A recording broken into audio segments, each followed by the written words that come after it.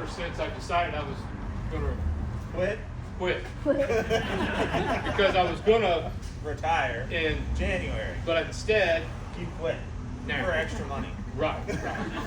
So I know I needed to work on one because I was going to have to give one, but as he alluded to, I'm consumed by this job. There were too many things going on in my brain, going on at work, that I just never took the time to sit down to do it. And if I did, I just fell asleep. True story. So I'm just going to wing this and make it up as I go along. So it was May 12th, 1993. I stood right here on the same apparatus floor, and as a class representative to my recruiting class, had to give a speech. I'm not real good at public speaking. That was a really challenging time then, but I muddled through it, did fine. And that recruit class, I'll tell you right now, I'm a little biased, but that was the best damn recruit class to ever come out of the Springfield Fire Rescue Force. Hands down. I don't care about the predecessors before us and the ones coming after us.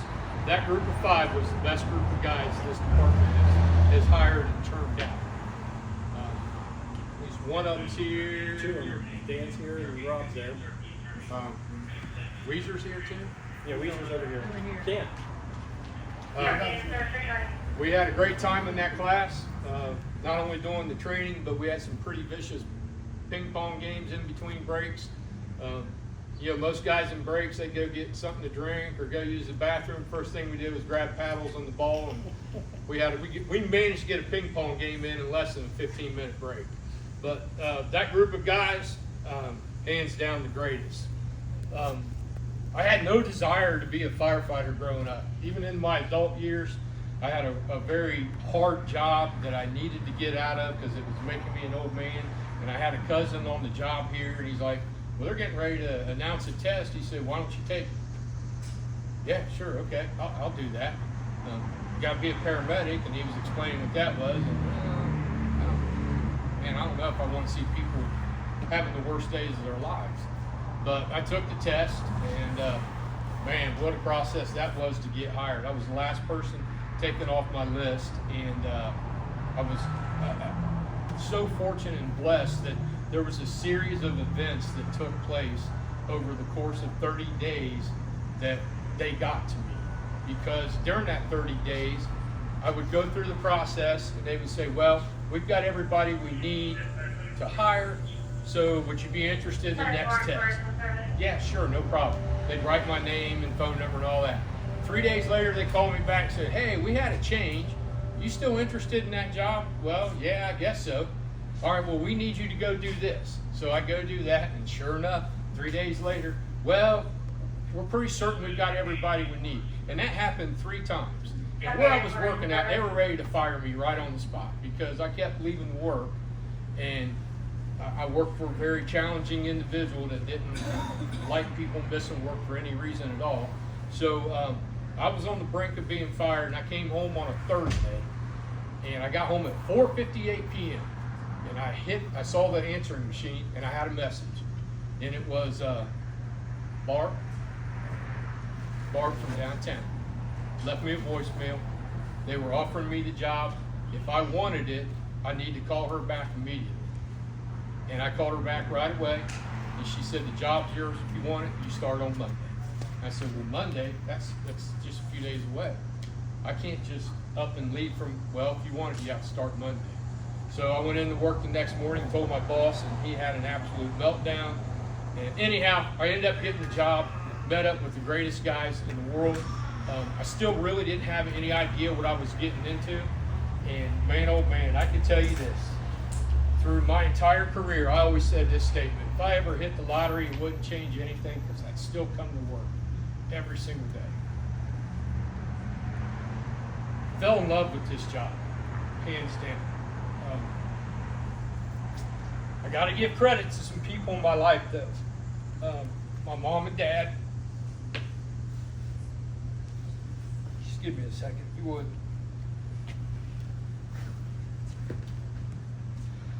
my dad instilled my work ethic, and if it wasn't for him, I wouldn't know how to work.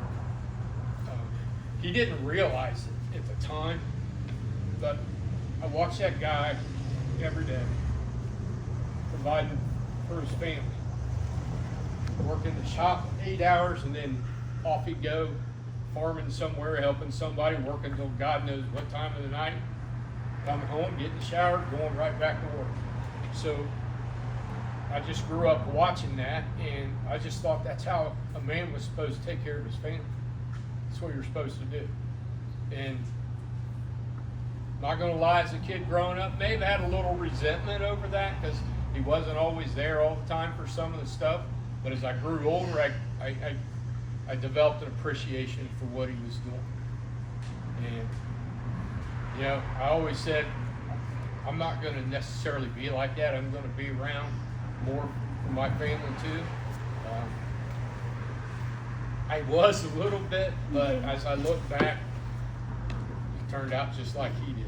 I mean, I retire today, and Monday, Tuesday, and Wednesday I'm going back to work. I don't know what else to do in life other than my grandkids, for sure, and my wife. But my family has been by me through this job, and it's been a challenge not just for me, but for them to sit and watch some of the things that I've had to go through, that all of us will go through at some point in our careers. And it's not just my family at home, but my family at work. We're just like siblings. There's times where we can't stand one another, can't stand to look at each other, want to choke each other out, and then there's other times that, hey, let's go play a round of golf, or let's go do this, let's go do that, and we're having a good time again. Because of this family, I came out of this with, other than my wife being my best friend and my crutch in my life, two of my best friends are right there. Jay Lynn and Rob Bates. We've had some good times together. You taught me a lot about not just being a firefighter, but being a good person and being a good officer. You know, I knew when you came through our doors, I gave you a few jabs here and there. Probably still have that door chalk, I would imagine, don't you? I'm certain it's in the museum. If it's not, it should be. But you taught me a lot about the things that I needed to do and should do, and it's been a pleasure working with you and watching you grow into what you did. Although I was worried about you early in your career because I thought we'd lost you. You just seemed to disappear. You never came home or anything. And then my other best friend, Rob Bates. Have we ever done anything besides work? Huh? Can we change that? We did go shooting here not long ago, but it took 31 years to get that one in. But this guy here, there's no greater human being than that guy right there. Top notch. He's taught me more about life and about this job and just life in general. And I owe a debt of gratitude that I can never repay back to either one of them. And then my wife. Good Lord.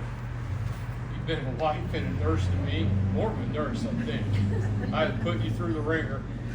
Let's see, 15 years back surgery, Achilles surgery, right knee surgery, left knee surgery, left ankle surgery, wrist surgery, shoulder surgery. Yeah, I got that one. Hernia surgery. Did I get the back? So, I really, to be honest with you, I wasn't sure, is she good for me or not? Because before 2010, I never had any problems at all. A little back pain, but man, after 2010, I'm like, she got a voodoo doll somewhere? She's just slicing away or poking away? But she has absolutely been my rock. I'm so blessed and fortunate to have her as well as my big family. You know, some of the hardest days you have in your life at this job, you walk out the door and you try to leave it behind you, and then as soon as you get home, there's kids out in the driveway yelling grandpa, or in the window, or hiding from you in the house wanting you to go find them. All of a sudden the work just disappears. But because of them, it allows you to hit a reset button and go back to work the next day. So I don't know what I'd do without them. And then moving on, then I'll be about wrapped up. I think the city of Springfield, Jeff Rogers and Donnie Lee took a chance on me. I really feel like my hiring process was rushed. I don't know why. I mean, I had no idea about the process back then, but I mean, it was literally bam, bam, bam. Congratulations, welcome to the department. They didn't know me at all, but I felt like they really took a chance. I was a young kid, had instant family, and they took a chance on me, and it's just worked out beyond words that I could ever say. And then as I've gone through my career, the people of the city of Springfield really don't realize how fortunate they are that there's people throughout this city in all the departments. It doesn't matter if it's the city manager's office, finance, personnel, all the way to fleet maintenance, properties, roads, you name it. They're all just a great bunch of people. They're just out there trying to make things work and trying to make the city better. It's a shame that citizens can't see what goes on behind the scenes. So this guy over here with the sunglasses and the mechanic shirt on, Chief alluded to the fact that when I came in, I was kind of dealing with a challenge in that the department, just give you a little background, we had been with fleet maintenance my whole career up until probably 16, 17. We got this idea that maybe we could reinvent the wheel and try something different for the fleet maintenance to improve things. So we what we call divorced the city garage. It was what I call a very dark moment for the department, but at the time it did seem like it was the right thing to do, and initially things went pretty well. They really did. But and at the same time, the city of Springfield was going through really challenging financial times, and not just within the department, but the whole city. I mean, it was really, really tough. And then things started getting better. So, but our fleet we're just having a hard time keeping the fleet going. Not only was the fleet aging, but our run volume was just going up and up and up. And we were just running the wheels off of everything. And we made this big decision. Well, we as a department in the city, when I came into office, we were supposed to have 7 medic units on the street.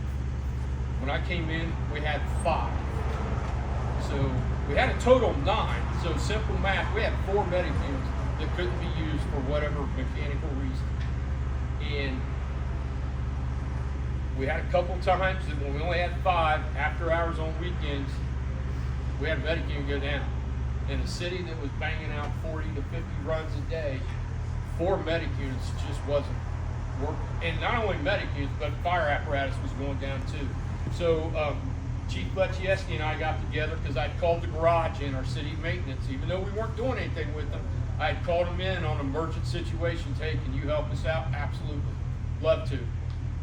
This guy come in and bailed us out. Dan, give him a wave. He came in and helped us out several times in some bad times. And I made a decision, we're not going to do this anymore. I felt like I was calling like an ex-girlfriend or something, and wanting to rekindle something just because I was having a bad day or something. So I got with Chief Letchieski. I'm like, listen, this is what we need to do, and this is what I want to do. And for the department's sake, we were very fortunate that he entertained the idea, and we sat down with Leslie. I thought I saw Leslie here. She was a big part of that, and Jim Cruz and some other people, and we sat down, and really it didn't take that long to figure out, there were some grievances, and it was like, you know what, let's just wipe the slate clean. Whatever happened in the past is done and over with, we're just going to move forward. And I believe that's the Springfield logo, isn't it, moving forward? Yeah. So that's what we did. It's funny though, we were gonna just start out easy, just some PMs. Bring some ambulances in, change the oil, kick the tires, send them on their way. Yeah, that's not what happened. Everything just imploded. I mean imploded. I was lighting the garage up left and right. Somehow this guy here, I don't know if he volunteered, got delegated, drafted, low man on the totem pole. Memorial Day 21.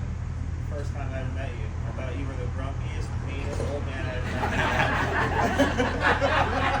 met. Gosh, where have I heard this before? Somebody else. So, man, I started lighting him up.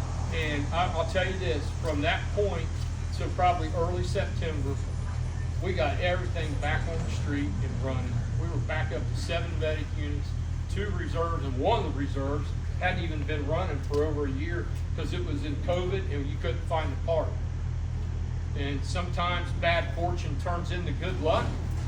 We had an ambulance involved in a crash. I don't know if I'm supposed to say this. Yeah. We auctioned it off, right? Yeah, it's gone. Missing a couple parts though, right? No, I took the parts off the city truck.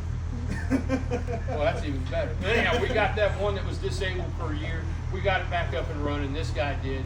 And he has just been phenomenal. Even after we started buying new equipment, getting new apparatus, which, you know, kudos to the city for, you know, this guy here wants to give me all the credit, but I'm just one tiny little piece out of all that process. I'm just a guy that makes a phone call, hey, we want to buy an ambulance. What can we do? How do I do this?